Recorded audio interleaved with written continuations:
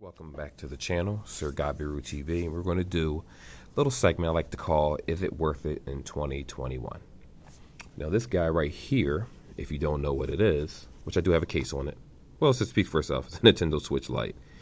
I've always been a Nintendo fan, not particularly a fan of Nintendo's return policies because, wow, I don't know where these scratches came from. I got this case off of Amazon, so it's safe to say that my case is a little defective. Got it yesterday, but that's okay. It is what it is. As long as the system itself is protected. Anyway, just do a little review with if the Nintendo Switch, excuse me, I was looking for a game to play. If the Nintendo Switch in 2021 worth purchasing. Now, I know in the beginning, when this system was first announced, people had mixed feelings about it. You wanted a system that hooked up to the TV, which was the regular Nintendo Switch. And a lot of people got really confused, excuse me, what this system was actually for. For me, it's obviously a portable device. It does not have a dock. You cannot hook this up to a dock. And no, you can't make a homemade dock and figure out how to use it. It won't work. People have tried it. If it did, it probably broke their system eventually anyway. But for me, if you look at the original Nintendo Switch, it's extremely heavy when you compare it to this. This is very light. It actually can fit in your pocket, a man's pocket, not a woman's pocket, because they make jeans and small pockets for women, which makes no sense. But anyway, for me, I do feel as if this product is worth it in 2021 because you have to look at the price and just what do you want to use it for. A lot of kids had 2DSs back in the day, 3DSs. Those could not hook up to a TV. So to me, this is the equivalent of a 2DS or a 3DS, except it is a legitimate Nintendo Switch. So transferring data from system to system is possible as long as you have a Nintendo account, which I do. I back up every game. I back up all the saved data for games that are compatible, which is majority of them, and I don't have an issue personally. Certain games that are multiplayer, I will play only on my big Switch. Certain one-player games like Blasphemous, Skyrim is actually loading right now. So it'll take a minute to load compared to the PC or the game or PlayStation or PS5, but it still does load well enough. The graphics don't look horrible. It typically looks like the PS3 version, and I'm fine with that because Skyrim has been out for 5 million years, so I'm perfectly fine with that. And there's the dragon. Anyway, I don't want to get too distracted. So anyway, what I will say about this product is, like I said, it's lightweight. The battery life on this isn't nearly as good as the version 2 Nintendo Switch, the big one with the dock. But you can get a good, I can't even give you an exact amount of time because each game varies. I do about maybe 4 hours of battery life out of this, and then I just charge it. It's never completely dead, but you never know when you have to go out. You never know how the day is going to go. Again, it has no dock. And I would not suggest putting this on a 65-watt charger because some people typically, it just uses USB-C, and some people typically use one charger that they have into the wall for convenience reasons. But for me, a 65-watt 1+ fast charger, I don't think it'll damage the phone, but I also don't think it's very smart to even try to attempt that. So I either use the Five Below charger or that Apple brick, the generic one, which is the worst brick battery charge you can have ever. The wattage is so low. But again, back to this awesome system.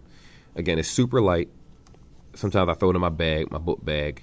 I don't have any issues. I've never come across one that had Joy-Con drift, so I haven't had that issue either. I know for some people that are, heavy users into their products, they tend to have Joy-Con drift. But for me, I don't. I've never had that issue, and this isn't my primary system, though I do use it a lot. We're talking every day. I'm in bed. I'll be in the bathroom, just in the kitchen. My wife is making dinner. I'll sit in the room with her to keep her company. I have this Switch with me. But why is this on the ground? I'll take it. All right. Anyway, game-wise, it plays majority of the games out there. There are some games that do require the touch Joy-Cons, which have the the vibrate and the move motion feature, whatever that's called. This won't support that unless you use those physical Joy-Cons, which kind of beats the point because this is a substantially smaller screen than the regular Nintendo Switch. But again, like I said, it's lightweight. It's compact. I play certain games on it. It's convenient to have. I like it. I actually think it's still worth it.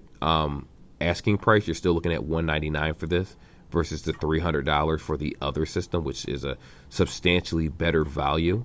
But for someone like me that has both systems, I look at it as, you know what, I had the bigger Switch. I have an Animal Crossing Switch at home, which I gave my wife. Seriously, someone attacking me? Yeah, I have the Animal Crossing Switch with my wife at home. I gave that to her. She had the Mario Switch. I originally gave that to her for her birthday, but she wanted the Animal Crossing one. So I ended up giving that to her. That made her happy. Very easy to... Wow. Oh, I'm dead. Okay. We're not going to talk about how I just got murdered. But anyway. That completely threw me off this whole video. I just got killed in the game. I'll play it better next time. But so yeah, we got her the Mario. I got her the Mario edition. We ended up selling that to a family member for dirt cheap, like $150. I ended up getting this for myself. Gave her the Animal Crossing Switch, and it's fine because again, we have two Nintendo Switches at all times. One was never really hooked up to the TV. We rarely used the Nintendo Switch on the TV because we also have PCs. We had a lot of the same games on PC, which run way better, like Salt and Sanctuary and certain games that we played together. So, again, it like I said, it is worth it. I'm all over the place. It is worth it in 2021. $200 isn't a bad price. I will say, if you plan on getting a child this and they're not big into like specifications in 4K and whatnot, get it for them. But I know that they're supposed to be announcing, hopefully they announce the 2021 Switch. Like it's supposed to be a 4K newer model that I guess the graphics are supposed to rival the PS5s. No, I'm sorry, PS4s. Probably going to be a little bit weaker. Let's be realistic here as a Switch system. But that's definitely something that I look forward to. Hopefully it supports the old games. I don't think we have too much information about it.